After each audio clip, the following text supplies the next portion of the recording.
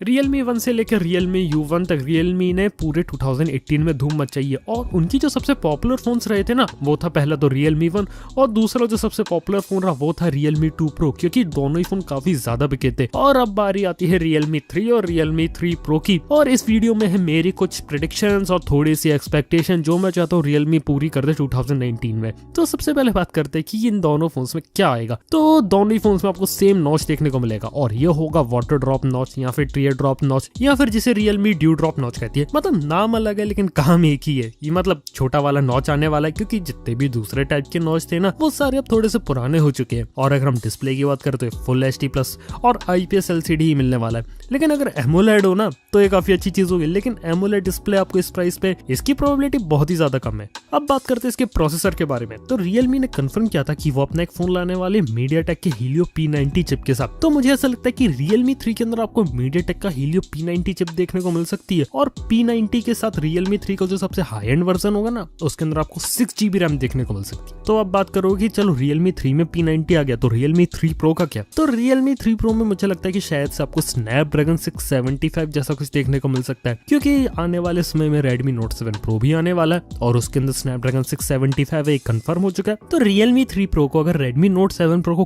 किल करना है तो कम से कम स्नैपड्रैगन 675 देना होगा, और वो भी रेडमी नोट 7 Pro से कम दाम में। और अगर सिमिलर प्राइस में लॉन्च करते हैं तो हो सकता है क्या पता आपको रियलमी 3 Pro में स्नैपड्रैगन 710 देखने को मिल जाए, जो कि अगर सच में आता है तो सच में मेरे को लगता है रियलमी किल कर देगा रेडमी नोट 7 Pro को। लेकिन अगर मैं ओवरऑल बताऊं तो इतना कंफर्म हो चुका है कि स्नैपड्रैगन 660 के ऊपर वाले प्रोसेसर होगा, जो कि शायद 670 या 675 या 710 में से कोई एक हो सकता है, क्योंकि 660 आपको रियलमी 2 Pro में देखने को मिल ही चुका था। और रैम स्टोरेज की बात करें तो ये 4GB रैम से लेके 8GB रैम तक जाएगा, और स्टोरेज मेरे को लगता है 64GB से लेके 128GB जाएगी। और दोनों ही फोन में आपको डुअल सिम, डुअल वोल्टी और dedicated micro SD card slot के साथ देखने को मिलेंगे। और डिस्प्ले के ऊपर आपको कॉर्निंग गोरिल्ला ग्लास देखने को मिलने वाला है। लेकिन अगर गोरिल्ला ग्लास 5 है तो ये काफी अच्छी बात है, क्योंकि जो ज़ेनफोन मैक्स प्रो M2 है ना उसके अंदर ऑलरेडी गोरिल्ला ग्लास 5 आता है। तो मुझे लगता है कि रियलमी को भी अपने फोन के अंदर गोरिल्ला ग्लास 5 को इंक्लूड कर देना चाहिए, और अगर ऐसा करते तो काफी कमाल की बात होगी। इसके अलावा जो पीछे का हिस्सा है ना, यानी कि बैक पर भी इन्हें ग्लास लगा देना चाहिए, क्योंकि रियलमी के फोन सभी प्लास्टिक बैग के साथ आते हैं, जो कि ग्लॉसी प्लास्टिक बैग होता है। देखने में ग्लास लगता है पर पकड़ने में प्लास्टिक रहता है, तो इतना प्रीमियम नहीं लगता। तो अगर वो अपने नए फोन को अगर ग्लास बैग के साथ बनाएंगे ना तो उनके जो डिवाइसेस है वो ज्यादा से ज्यादा प्रीमियम लगेंगे। और ऊपर से इन्हें अपने फोन में ग्रेडियंट और जो नए कलर ऑप्शन आने वाले हैं ना उनको भी इंप्लीमेंट करना चाहिए, यानी ग्रेडियंट कलर और नए नए कलर की जो ग्लास बैग्स होंगे।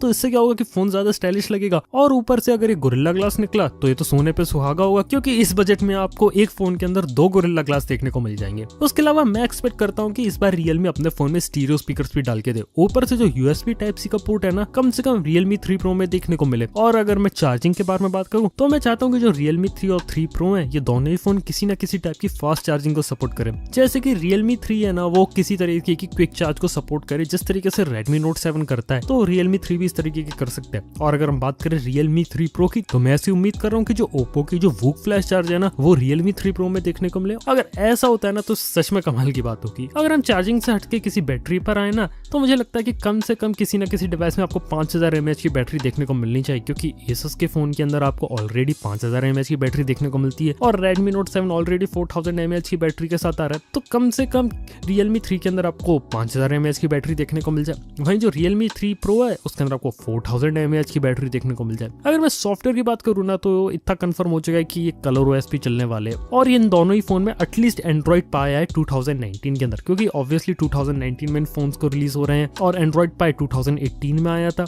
तो उस हिसाब से एंड्रॉइड पाई लेटेस्ट होता है, और कम से कम इस बार उन्हें एंड्रॉइड पाई को आउट ऑफ द बॉक्स देना चाहिए। और एक और इंटरेस्टिंग खबर जो रियलमी की तरफ से आ रही है ना वो ये है कि वो खुद का अपना एक ऐप स्टोर भी लॉन्च कर सकते हैं रियलमी 3 के साथ, यानी कि रियलमी 2019 में अपना खुद का एक ऐप स्टोर लॉन्च करने वाली है, जो कि प्ले स्टोर जैसे ही होगा। मतलब रियलमी के फोन में आपको रियलमी का भी एक ऐप स्टोर देखने को मिलेगा और एक गूगल का प्ले स्टोर भी देखने को मिलेगा। तो ये चीज भी हो सकती है। और अगर मैं सेल्फी कैमरा के बारे में बात करें तो सेल्फी में कम से कम 13 मेगापिक्सल का कैमरा होना चाहिए, या फिर उसके ऊपर वाला कोई दूसरा सेंसर होना चाहिए। और अगर हम रियलमी 3 और 3 Pro दोनों के रियर कैमरास के बारे में बात करें तो रियलमी 3 Pro में हो सकता है आपको 48 मेगापिक्सल का सेंसर देखने को मिल जाए, क्योंकि रियलमी ने कंफर्म कर दिया कि वो भी अपने एक फोन में काम कर रहे हैं जो कि 48 मेगापिक्सल के कैमरा के साथ आएगा। तो हो सकता है कि जो रियलमी 3 है उसके अंदर आपको रेडमी नोट 7 जैसे 48 मेगापिक्सल का कैमरा देखने को मिल जाए। और ये कैमरे के अंदर जो सेंसर होगा ना वो होगा सैमसंग का GM1 सेंसर, जो कि 12 मेगापिक्सल की फोटोग्राफ को ले पाएगा। और इसके साथ ही जो सेकेंडरी लेंस होगा होगा वो होगा 5 मेगापिक्सल का डेप्थ सेंसर। और सिमिलरली आपको Realme 3 Pro में भी सिमिलर कंसेप्ट देखने को मिल सकता है, मतलब उसमें भी आपको 48 मेगापिक्सल का सेंसर देखने को मिलेगा, जैसा आपको आने वाले समय में Redmi Note 7 Pro में देखने को मिलने वाला है। लेकिन वो सोनी वाला सेंसर होगा जो कि आपको Honor View 20 में भी देखने को मिलता है। तो जो Realme 3 Pro होगा ना,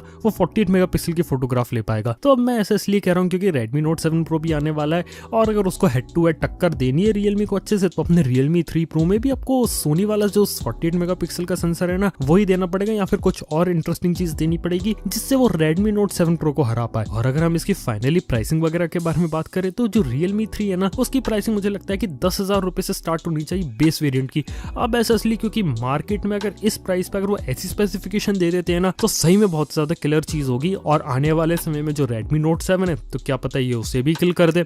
और अगर हम Realme 3 Pro की बात करें तो उसकी मेरे को लगता है कि जो स्टार्टिंग प्राइस होगी ना, वो लगभग 15,000 रुपए के आसपास से होनी चाहिए। अगर ऐसा होता है तो बहुत ही ज्यादा किलर चीज होगी। मतलब 15,000 में आपको 48 मेगापिक्सल का कैमरा, ओप्पो की वूक फ्लैश चार्ज देखने को मिल रही है, तो जो Redmi Note 7 Pro है ना, ये उसका किलर हो सकता है। लेकिन फिर भी देखते हैं कि आखिर जो Realme 3 और 3 Pro आने वाले हैं ना, उनमें फाइनली आखिर आता क्या है। तो ये थी मेरी कुछ प्रेडिक्शंस और थोड़ी सी एक्सपेक्टेशंस Realme 3 और 3 Pro से। बाकी आप लोग क्या चाहते हो Realme 3 और 3 Pro से, तो ये बात नीचे कमेंट में बताना ना भूलना। थैंक यू आपको वीडियो देखने के लिए। मैं आपसे मिलता हूँ नेक्स्ट वीडियो में। Good bye.